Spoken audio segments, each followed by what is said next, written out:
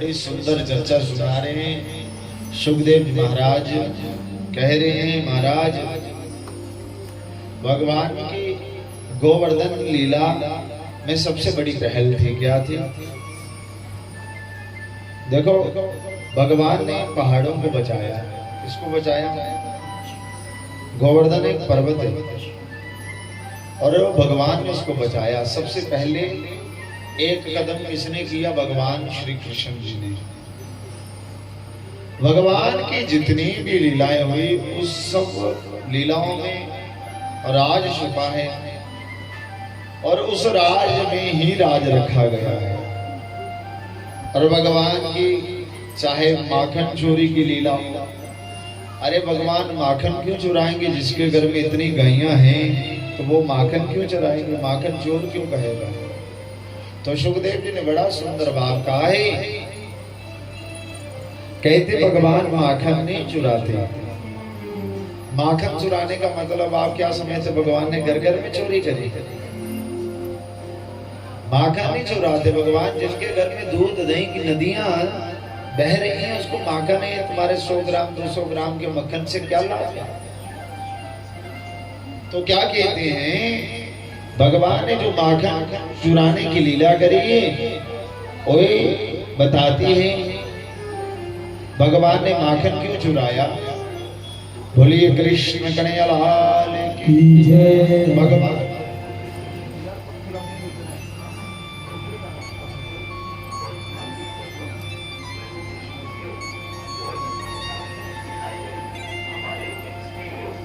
तो माखन चुराने की लीला क्या है आपको बता दें, ध्यान से सुनना। भगवान ने माखन चोरी क्यों की?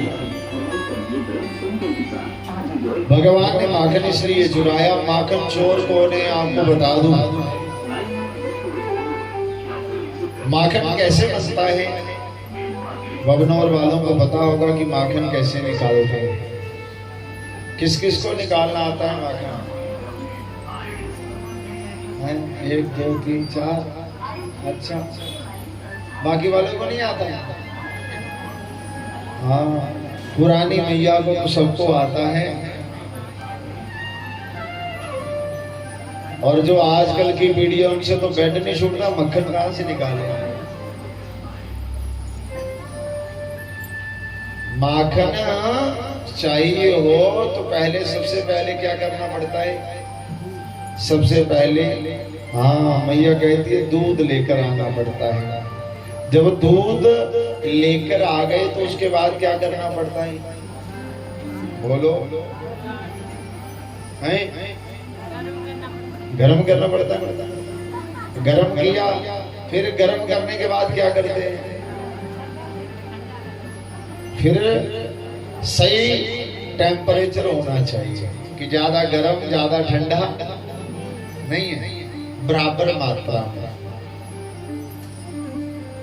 और उसके बाद एक बात और ध्यान से रखना पड़ती है कि फिर वो हिलना भी नहीं चाहिए।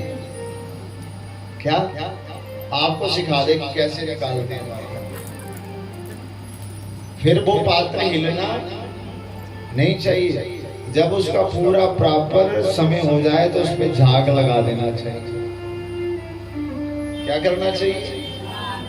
झाग लगा देना चाहिए। फिर रात भर प्रतीक्षा करना पड़ती है। तो फिर क्या बनेगा? मट्ठा। क्या बनेगा? हाँ, मट्ठा बनेगा। फिर क्या करेगा? फिर मैया कह रही है मथनी से मथना पड़ेगा। अगर गर्मी ज्यादा होगी तो मक्खन निकलेगा, फिर ठंडा पानी डालना पड़ेगा। तब भी उसकी एक रेशो देखना पड़ती कि निकल सकता कि नहीं निकल सकता। और भगवान ने जब मंथन किया तो फिर उसके बाद माखन प्राप्त होता है। कितने सारे काम करने पड़ते हैं। और भगवान श्री कृष्ण जी की माखन चोरी की लीला क्या है? माखन चोर है वो आपको बताएं।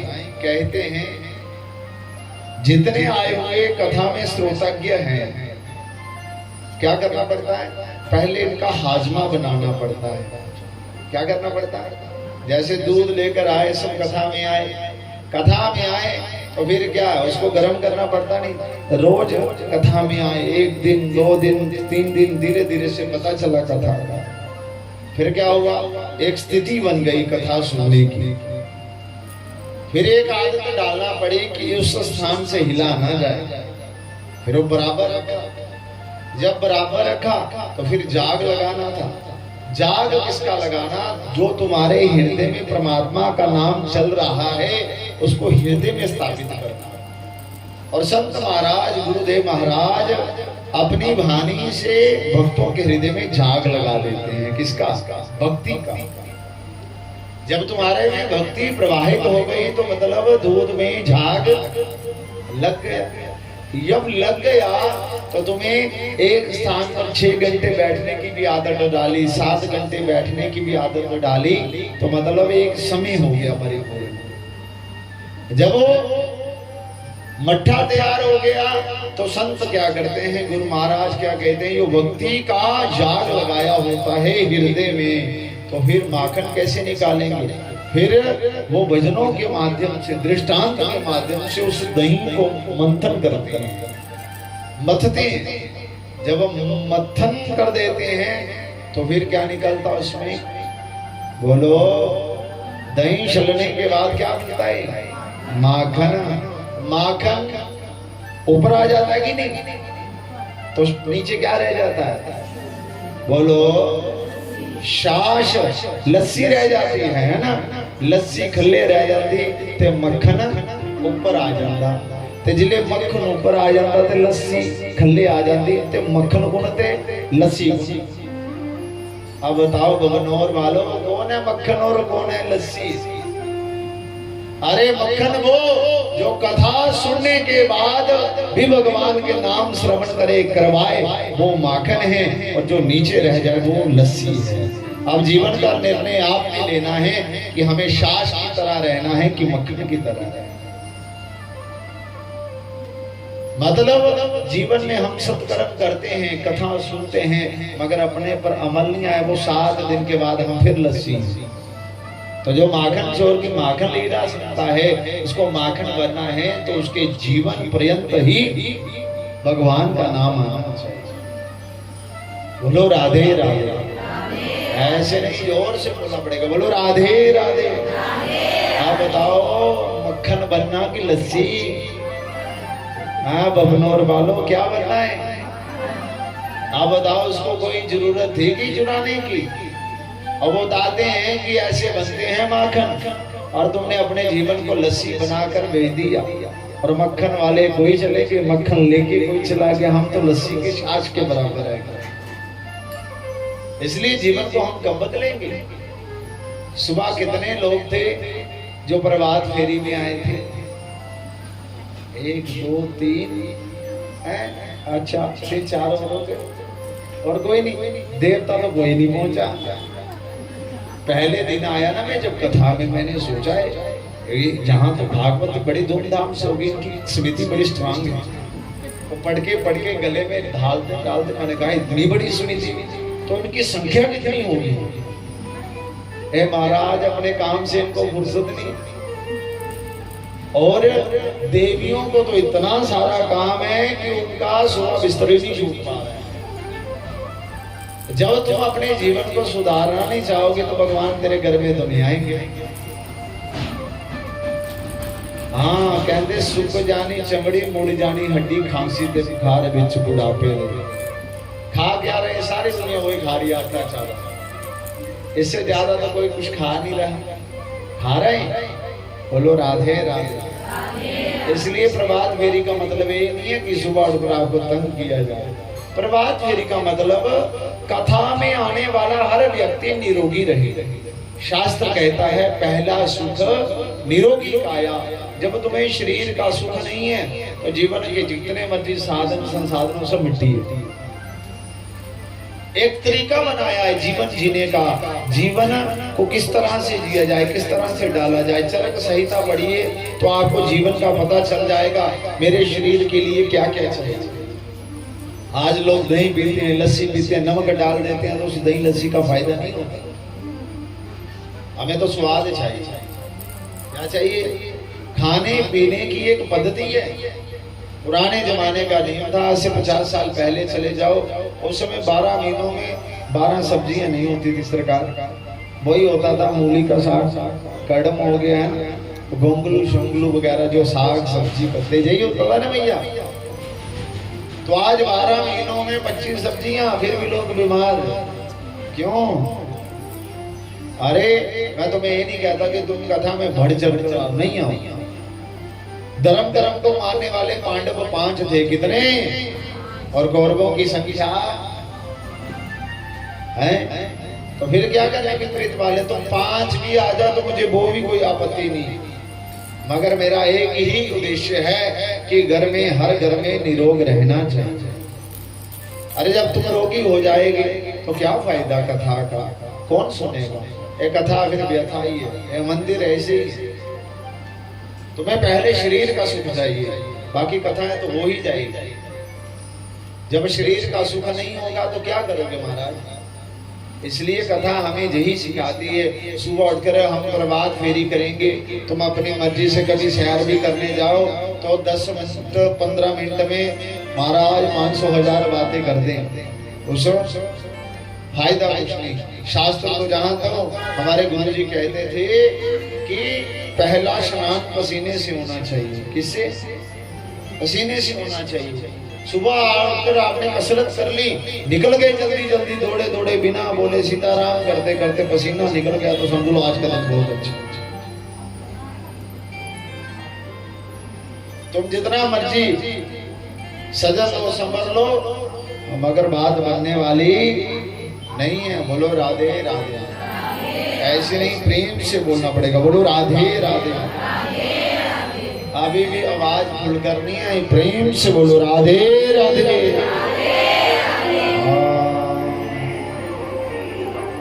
तो राधे राधे बोलना, क्योंकि आपको बार बार निंद्रा देवी आ जाती है ना। तो मैं कह रहा हूँ कि आए बड़ी संख्या में, फिर वो भी निंद्रा आ जाए तो फिर बोलिए कृष्ण कन्हैया लाल की जय।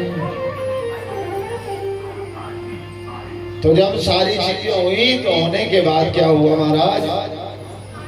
भगवान ने माखन चोरी की लीला करी, भगवान ने चीर हरण की लीला करी, भगवान ने उसके बाद रास लीला करी। क्या करी? रास लीला। रास लीला का मतलब ये नहीं है कि एक एक कृष्ण और दो दो गोपी, तो भगवान रास करने लगे। आज भी चले जाओ श्री धाम वृंदावन में, जमुना के किनारे टहलते टहलते वहां एक स्थान आएगा बंसी बट। क्या है? बंसी बट के दर्शन किए आपने? बंसी बट आज भी वो वृक्ष है जहां पे भगवान ने बंसी बजाई। वही जमुना का किनारा, और यहाँ भगवान शंकर आज भी स्त्री रूप में रहते हैं। अरे अपनी सुधिया भूल गए, कौन? शंकर।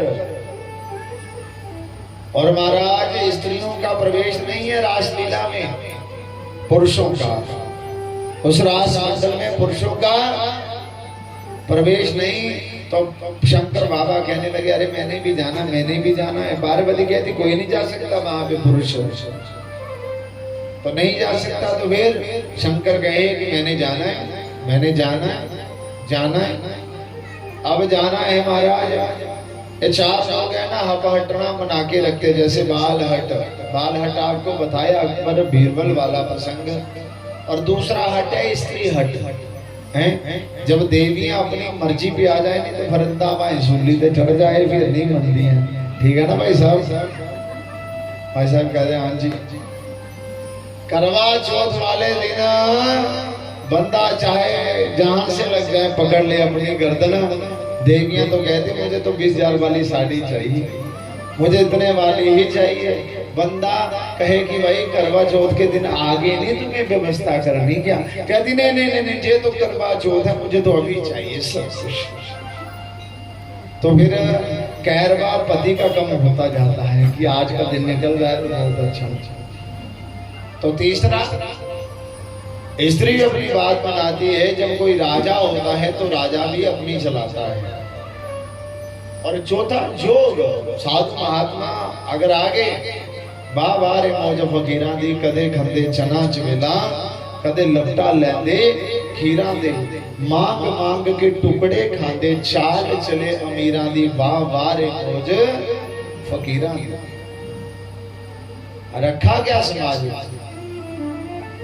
अपने फर्ज पूरे करो आराम से, खुशी से, प्रसन्नता से। कौन लेके गया आज तक? कुछ लेके गया? ये मरु मरु जो पड़ा है नहीं, ये संग का प्रभाव होता है। जिस तरह का तुम संग करोगे नहीं, ऐसा जीवन बनेगा। जिस प्रकार का हम भोजन करते हैं, उसी भोजन के अन्न से हमारा रक्त बनता है, और रक्त हमारे शरीर में चलता है।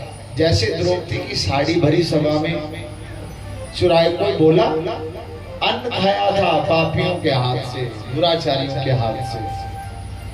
बड़े बड़े बुद्धिमान थे, सटका गया। इसलिए कहते जैसा खाओ अन्न वैसा बने मन, जैसे पियो पानी वैसे बने वाणी, जैसे करो संगत वैसे करे रंगत। और जैसा तुमने संग किया होगा, ऐसे ही तुम्हारी रंगत का प्रभाव होगा। और दिख जाता है, किसी के घर में जाने से पता नहीं चलता कि ये व्यक्ति कैसा है, उसके गेट से पता चल जाता है व्यक्ति कैसा है। व्यक्ति को पहचानने में 1-1.5 मिनट लगता है कि व्यक्ति उल्टा है सीधा है, प्रत्येक चेहरे पे लिखा रहता है। और आप ये ना सोचना कि अरे हम भागवत पोथी किताब फोटो के आगे बैठे हैं। जे भागवत रूपी दर्पण के आगे बैठे हैं। किसके आगे? दर्पण। दर्पण किसको कहते हैं? शीशे। किसको कहते हैं? बोलो हाँ जी की ना जी। और फोटो 10 साल का खिंचवाया होगा, 100 साल में देखो तो क्या कहोगे? ये मेरा फोटो, मेरा फोटो, मेरा फोटो। बदलेगा? नहीं बदलेगा ना। भागवत रूपी दर्पण के आगे बैठे हैं। दर्पण कभी झूठ नहीं बोलता। जब नहीं बोलता तो दर्पण किस लिए काम आता है?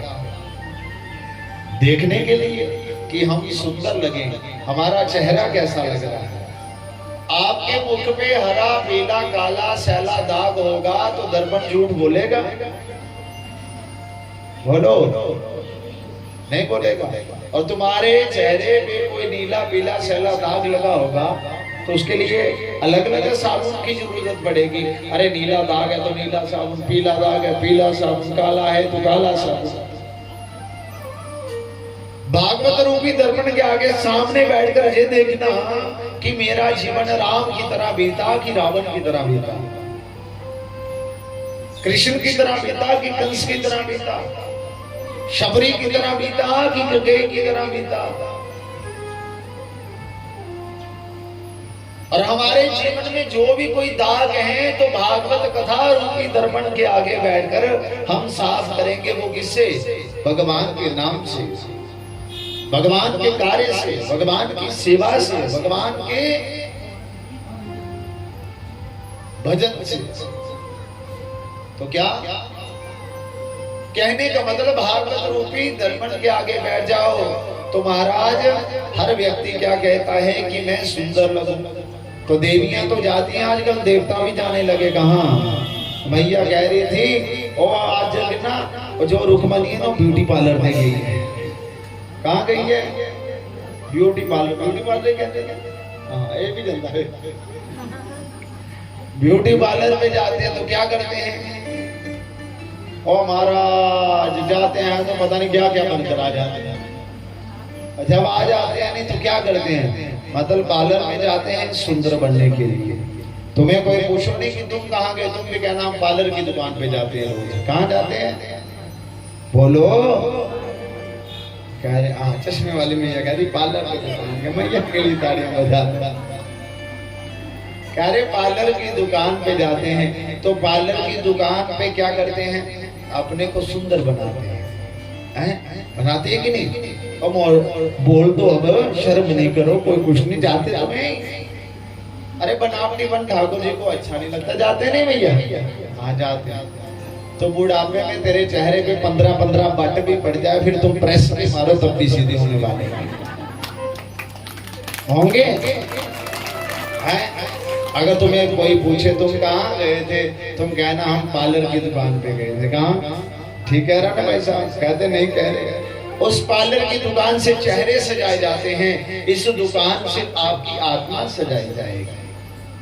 और सुंदर बनना क्या जो 50 साल के बाद फिर तुम्हें अच्छा नहीं लगे, जे अंदर से आत्मा इतनी सुंदर बना लो कि आखिरी समय पर अपने बच्चे काम आए कि ना, भगवान इतने बच्चे भेज देता कि बुढ़ापे में सेवा भी चकाचक चलती है। बोलो राधे राधे। इसलिए जिस बच्चों के लिए तुम बड़ा अच्छा अच्छा करते रहते हो, क्या देता तुम्हें? इसलिए कुछ अच्छे कर्म कर दो, आखिरी में तुम्हारा जीवन बड़ा आनंददायक निकले। बोलो राधे राधे। बोलिए कृष्ण कन्हैया लाल की जय। भज